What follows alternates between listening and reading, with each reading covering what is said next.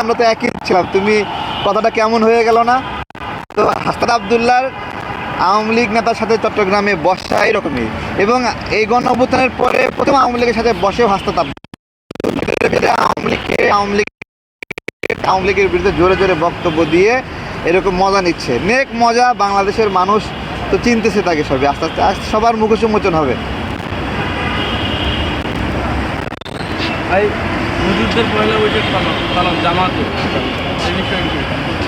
না, জামাত আস্তে আস্তে সংস্কৃতি মনা হওয়ার চেষ্টা করছে, কিন্তু জামাত সংস্কৃতি মনার হওয়ার আগে তাদের ভিতরে যে সওদা বিবি নামে পোকাগুলো আছে, নরকের কীটগুলো আছে, যারা মেয়ে এবং বাবাকে স্বামী স্ত্রী বানায়, নোংরা নোংরা ফটোকার্ড বানায়, এই পোকা, এই নরকের কীটগুলোকে আগে বাদ দিতে হবে জামাত থেকে।